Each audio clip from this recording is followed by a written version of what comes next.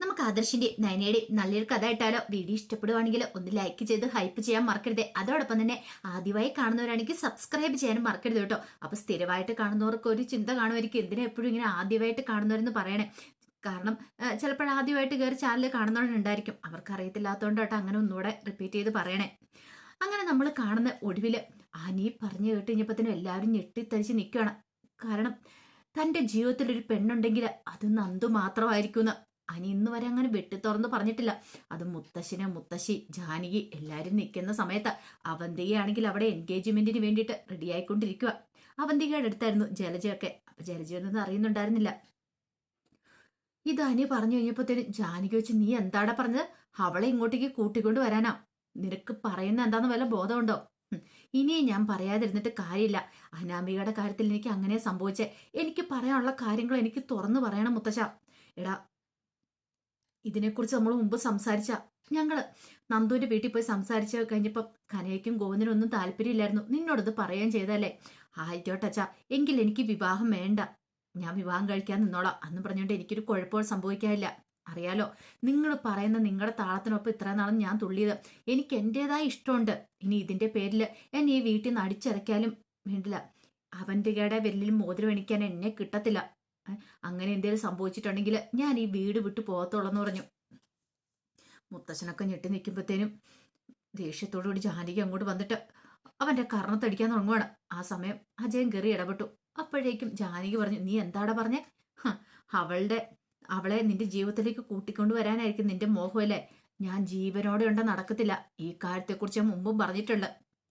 അവളെ ഇങ്ങോട്ട് കൊണ്ടുവരാന്നുള്ള വ്യാമോഹം എന്തെങ്കിലും ഉണ്ടെങ്കിൽ അതങ്ങോട്ട് മനസ്സിൽ നിന്ന് മായ്ച്ചു കളഞ്ഞേരെ. ഞാൻ നിന്നോട് പറഞ്ഞിരിക്കുന്ന കാര്യമാണ്. ഇതിനു മുമ്പ് അങ്ങനെ തന്നെയായിരുന്നു. നിന്റെ ഉള്ളിലിരിപ്പ് ഇതെപ്പോഴല്ലേ മനസ്സിലായത്? ഈ സമയത്ത് നയന പറഞ്ഞു, അനി നിന്നോട് എത്ര വട്ടം പറഞ്ഞിട്ടുണ്ട്, അച്ഛനും അമ്മയ്ക്കൊന്നും സമ്മതമല്ല. പിന്നെ ഇളയമ്മയ്ക്ക് സമ്മതമല്ലാത്ത സ്ഥിതിക്ക് നീ എന്തിനാ വേണ്ടാത്ത സ്വപ്നങ്ങളൊക്കെ മനസ്സിലിട്ടോണ്ടിരിക്കുന്നേ? എടത്തി, നിങ്ങൾക്കത് വേണ്ടാത്ത സ്വപ്നമാണെന്ന് തോന്നും. പക്ഷെ എന്റെ മനസ്സിൽ ഞാൻ അന്നൊന്ന് സ്നേഹിച്ച ഒരാളെ മാത്രമേ ഉള്ളൂ. അതുപോലെ തന്നെയാണ് നന്ദുവിനും. അപ്പോഴേക്കും ആദർശ് ചോദിച്ചു, നന്ദു പറഞ്ഞോ നിന്നെ മാത്രം വിവാഹം കഴിക്കോളെന്ന്? എനിക്കറിയാം ആദർശായിട്ട് അവളുടെ മനസ്സെന്താന്ന്. ആ മനസ്സ് ഞാൻ മനസ്സിലാക്കിയത്തോളം ഒരുപക്ഷെ നിങ്ങൾ പോലും മനസ്സിലാക്കിയിട്ടുണ്ടായിരിക്കില്ല എന്ന് പറഞ്ഞു. അത് കേട്ടപ്പോൾ നയനയ്ക്കൊന്നും മിണ്ടാൻ നിൽക്കുകയാണ്. എന്തേലും പറയാൻ പറ്റുമോ? ഈ സമയത്ത് അവന്തിക ഇതൊന്നും അറിയുന്നുണ്ടായിരുന്നില്ല. അവന്തികയെ റെഡിയായിക്കൊണ്ടിരിക്കുക ജലജ.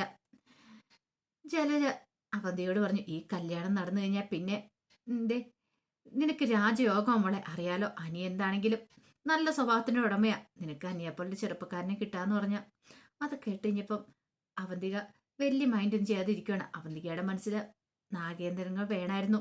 അച്ഛനും കൂടെ ഉണ്ടായിരുന്നെങ്കിൽ എൻഗേജ്മെന്റ് നല്ലതായിരുന്നു. ആ സമയം ജലജ ചോദിച്ചു, നീ എന്താ ആലോചിച്ചുകൊണ്ടിരിക്കണേ? ഞാൻ പറയുന്ന പോലെ കേൾക്കുന്നുണ്ടോ? അല്ലമ്മേ, അനിയേട്ടൻ ഇതുവരെയായിട്ടും കല്യാണത്തിന് സമ്മതം പറഞ്ഞിട്ടില്ല. എന്നോട് നേരെ ചൊവ്വെന്ന് സംസാരിക്കുന്നു പോലുമില്ല. അതൊക്കെ സാരമില്ലെന്നേ, കല്യാണം കഴിഞ്ഞ് കഴിയുമ്പം അതൊക്കെ ശരിയായിക്കോളെന്ന് പറഞ്ഞു. ഈ സമയത്താണ് നവ്യ ഹാളിലേക്ക് വരുന്നത്. നവ്യക്ക് അവിടെ നടക്കുന്ന സംസാരമെല്ലാം കേട്ടിഞ്ഞ് ഭയങ്കര സന്തോഷമായി. കാരണം എങ്ങനെയെങ്കിലും ഇത് മുടങ്ങിയാൽ മതി എന്ന് കരുതിയിരിക്കുമായിരുന്നു. അപ്പോഴേക്കും മുത്തശ്ശൻ അനിയോട് പറഞ്ഞു, അനി ഇതൊക്കെ നീ നേരത്തെ പറയണമായിരുന്നു. നിന്നോട് കാരണം സഹിത വ്യക്തമാക്കിയിട്ടുള്ളതല്ലേ? എന്നിട്ട് ഇപ്പോഴാണോ നീ പറയുന്നേ? ഈ മുഹൂർത്ത സമയത്താണ് ഇതൊക്കെ പറയണേ? മുത്തശ്ശ, ഇപ്പോഴെങ്കിലും ഞാനിത് പറയണ്ടേ? പറയാതിരുന്നിട്ടുണ്ടെങ്കിൽ എങ്ങനെയാ ശരിയാവുന്നേ? ഒരു വശത്ത് ജാനകി ഞാൻ ജീവൻ എടുക്കുമെന്ന് പറഞ്ഞുകൊണ്ടിരിക്കുന്നു.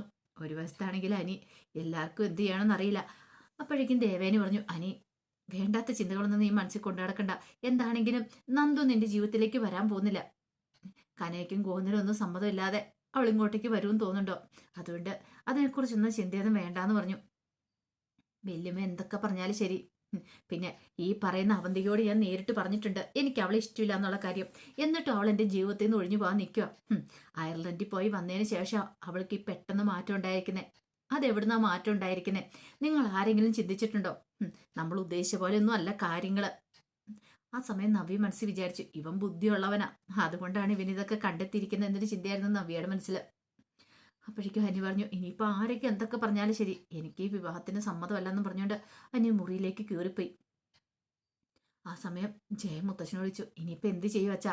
അവൻ ഇടഞ്ഞു നിൽക്കുവാണല്ലോ. അതെ, എൻഗേജ്മെന്റിനുള്ള ഒരുക്കങ്ങളും കാര്യങ്ങളൊക്കെ നടത്തി അവന്തിക മോൾക്ക് മോഹം കൊടുത്ത ഇനിയിപ്പോൾ ഇത് വേണ്ടെന്ന് വെക്കാന്ന് പറഞ്ഞാൽ അത് നടക്കുന്ന കാര്യമല്ല. ഞാനാണ് വാക്ക് കൊടുത്തിരിക്കുന്നത്. എനിക്ക് ആ വാക്ക് മാറ്റാൻ പറ്റില്ല എന്ന് പറഞ്ഞു. ആദർശ് പറഞ്ഞു, അച്ഛാ അങ്ങനെ എന്തെങ്കിലും സംഭവിച്ചിട്ടുണ്ടെങ്കിൽ അവൻ ഈ വീട് വിട്ട് പോയിട്ടുണ്ടെങ്കിൽ അറിയാലോ. ആദർശിനൊക്കെ നല്ല വിഷമമുണ്ട്. ശരിക്കും പറഞ്ഞാൽ പാവാനി. കാരണം എല്ലാവരും പറയുന്നതനുസരിച്ച് അവനിങ്ങനെ തുള്ളിക്കൊണ്ടിരിക്കുക. അവൻ ഇന്ന് വരെ ഇങ്ങനെയൊന്നും പറഞ്ഞിട്ട് പോലില്ല. അവന് തോന്നി ഇപ്പോഴെങ്കിലും താൻ തന്റെ മനസ്സെല്ലാവരുടെ മുന്നിൽ തുറക്കണം. ഇല്ലെങ്കിൽ തന്റെ ജീവിതം വീണ്ടും ഇരുട്ടിലാവും. അവൻ ഇതേപോലെയുള്ള ഒരുത്തി തന്റെ തലയിലേക്ക് കയറും. വീണ്ടും കേസായി, കോടതിയായി, നൂറ് പ്രശ്നങ്ങളായി.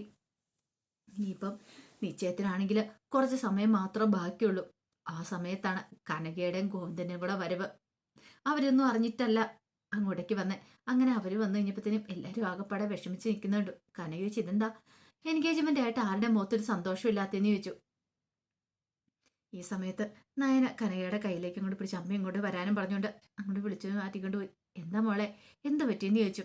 അത് പിന്നെ ഒരു പ്രശ്നമുണ്ടെന്ന് പറഞ്ഞു. പിന്നീടാണ് അനി പറഞ്ഞ കാര്യങ്ങളൊക്കെ പറയുന്നത്. അത് കേട്ട് കഴിഞ്ഞപ്പോഴത്തേനും കനക പെട്ടെന്ന് മൂർത്തി മുത്തച്ഛൻ്റെ അടുത്തേക്ക് വന്നു. എന്നിട്ട് പറഞ്ഞു, അതെ മൂർത്തി സാറ് വിഷമിക്കൊന്നും വേണ്ട. അനി അവന്റെയും തമ്മിലുള്ള വിവാഹം നടക്കണം. അല്ലേലും നന്ദു അനിയും തമ്മിൽ ഒരിക്കലും ഒന്നിക്കാനൊന്നും പോകുന്നില്ല.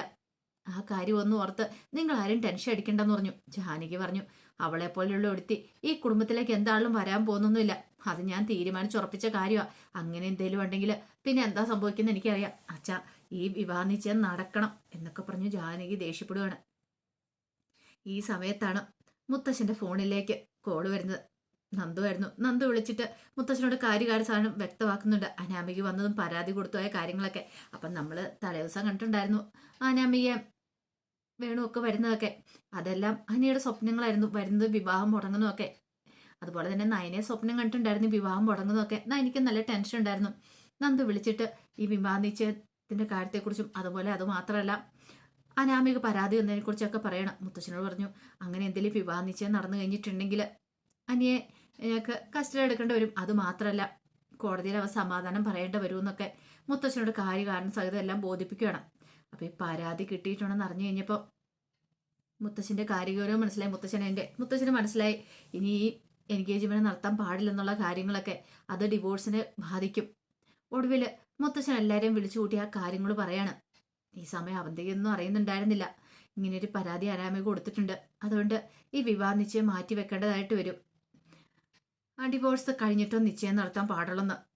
ഇത് കേട്ടപ്പോൾ എനിക്ക് ഭയങ്കര സന്തോഷമായി. താൻ ഉദ്ദേശിച്ച പോലെ തന്നെ കാര്യങ്ങൾ നടന്നു. പക്ഷെ ഇത് അറിഞ്ഞു കഴിഞ്ഞപ്പോൾ അവന്തികയാണ് ശരിക്കും ഞെട്ടിപ്പോന്നെ.